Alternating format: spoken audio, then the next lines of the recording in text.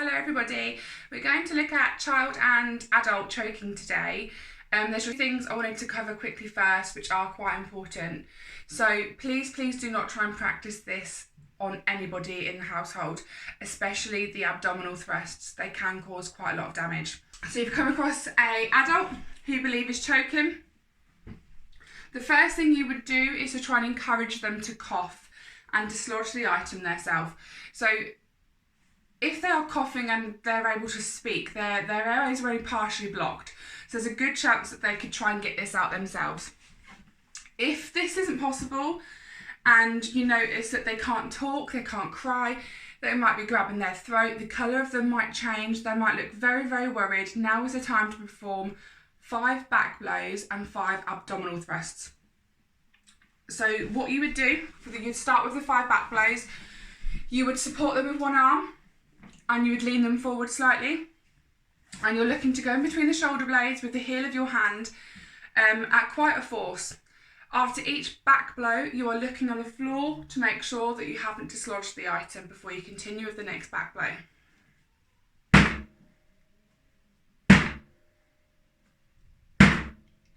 You're supporting them all the time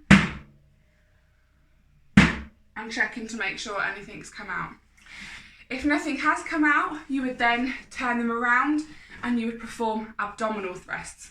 Now the way to do this is you would grab one hand and just like around their navel area, you're going to point that thumb inwards.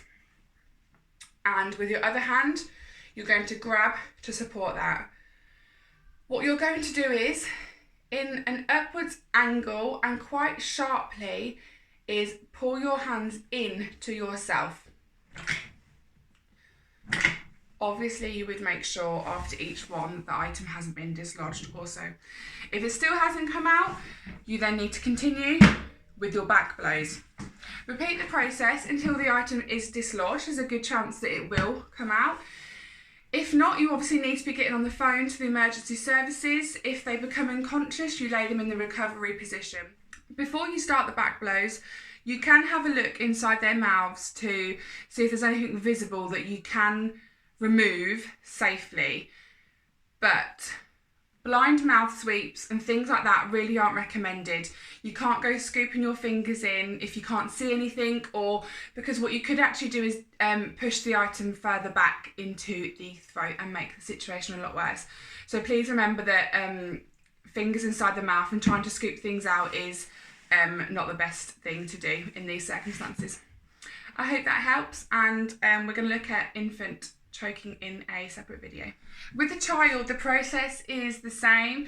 If it's a bit of a smaller child, you can actually lay them across your lap and perform the 5 back blows, but everything else is the same.